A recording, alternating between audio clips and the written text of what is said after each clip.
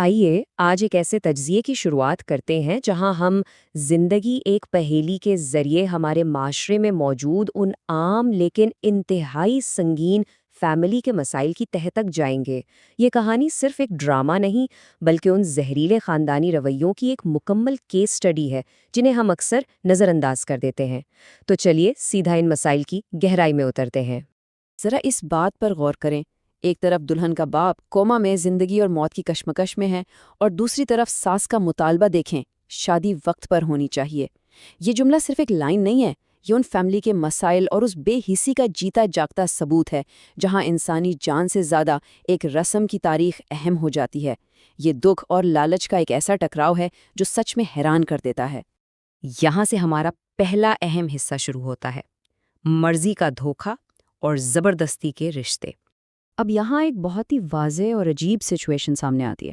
لڑکی یعنی فائزہ بالکل صاف الفاظ میں انکار کر رہی ہے، اپنی باؤنڈری سیٹ کر رہی ہے، لیکن لڑکا کمال اپنی ہی کسی الگ دنیا میں ہے۔ وہ بس اس ضد پر آ رہا ہے کہ اس کی ماں نے رشتہ طے کر لیا ہے تو بس بات ختم۔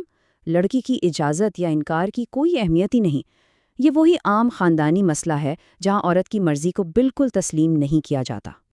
اور جو چیز اس پوری سچویشن کو مزید ٹاکسک بناتی ہے نا، وہ ہے باقی رشتہ داروں کا رویہ۔ مثال کے طور پر جمال کو ہی لے لیجئے۔ ایک طرف اتنی سنگین زبردستی ہو رہی ہے اور وہ اسے بالکل نارمل سمجھ رہا ہے، اپنی ہی منگیتر مہناز کو چپ رہنے کا حکم دے رہا اور دعویٰ کر رہا ہے کہ فائزہ اتنی چھوٹی نہیں ہے، یہ سوچ لینا کہ شادی کے بعد سب خود ٹھیک ہو جائے گا۔ یہ ایک ایسی عام اور نقصان دہ سوچ ہے جو ان فیملی کے مسائل کو نسلوں تک زندہ رکھتی ہے۔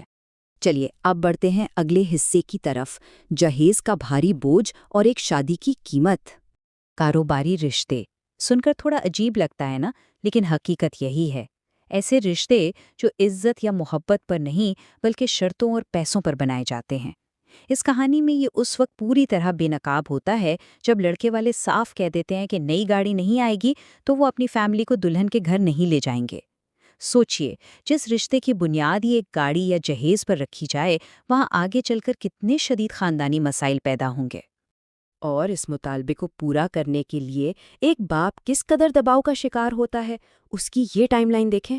صبح قرض ملتا ہے، ٹھیک 10 بجے شو رومز بند ہونے کی وجہ سے گاڑی لینے میں تاخیر ہو جاتی ہے، پھر دوپہر کو وہ مجبوراً وہ کیش یونین آفس میں رکھوا دیتا ہے، اور پھر شام کو اچانک مارکیٹ میں ایک بھیانک آگ لگ جاتی ہے۔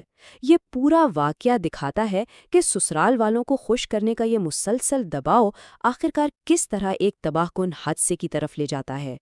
اور یہیں سے شروع ہوتا ہے تیسرا حصہ، سانحہ اور دل شکنی، جب سب کچھ راکھ ہو جائے۔ یہاں سب سے اہم بات یہ ہے کہ یہ جو 30-35 لاکھ کا فگر ہے، یہ صرف کچھ نمبر نہیں ہے، یہ ایک انسان کی پوری زندگی کی جمع پونجی اور دوستوں سے مانگی ہوئی ادھار کی رقم تھی جو آگ میں بالکل راکھ ہو گئی۔ اس سے بس ایک مالی نقصان نہیں کہا جا سکتا، یہ ایک پورے خاندان کے خوابوں کا جل جانا تھا۔ اس اچانک اور شدید نقصان کا جھٹکا گھر کا سربراہ مشتاق برداشت نہیں کر پاتا اور ایک سنگین میڈیکل ایمرجنسی میں چلا جاتا ہے۔ یہاں کہانی کا رخ بالکل بدل جاتا ہے۔ جو فیملی کل تک مالی پریشانی میں تھی، وہ اچانک اپنے پیارے باپ کی زندگی کی بھیک مانگ رہی ہوتی ہے۔ اگلے 72 گھنٹے انتہائی نازک بن جاتے ہیں۔ زندگی اور موت کا یہ سامنا فیملی کے مسائل کی سب سے دردناک انتہا ہوتی ہے۔ اب آتے ہیں چوتھے حصے پر، جو واقعی سوچنے پر مجبور کر دیتا ہے، غم پر لالچ کا غلبہ اور ایک انتہائی بے حس رویہ۔ ذرا ان ری ایکشنز کو دیکھیں۔ ایک طرف مشتاق اسپتال میں بے ہوش پڑا ہے اور اس کے ان لاز وہ اسپتال سے جلدی گھر واپس آ جاتے ہیں اور آ کے کس چیز کی شکایت کر رہے ہیں کہ انہیں جلدی اٹھنے کی وجہ سے جسمانی درد ہو رہا ہے، بنا دودھ کی بلیک ٹی پینے سے انکار کر رہے ہیں، اور حد تو یہ ہے کہ مطالبہ کر رہے ہیں کہ کل صبح ٹرک کے ذریعے جہیز کا فرنیچر بھیج دیا جائے۔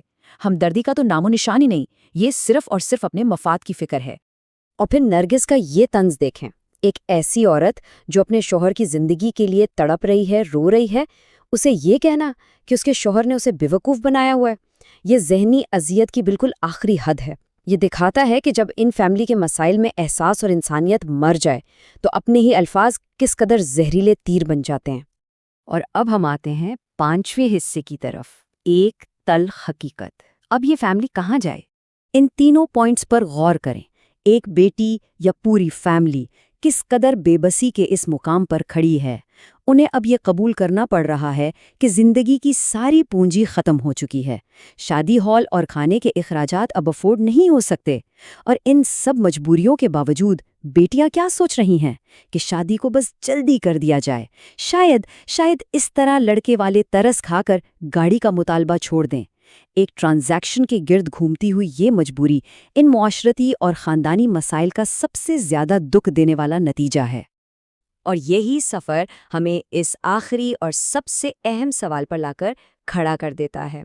کیا ایک ایسا رشتہ جس کی بنیاد مالی استحصال پر ہو، جہاں مرضی کی کوئی اہمیت نہ ہو اور مشکل ترین وقت میں ہمدردی کا نشان تک نہ ہو، کیا وہ کبھی ایک اصل، مضبوط اور پیار کرنے والی فیملی بن سکتا ہے؟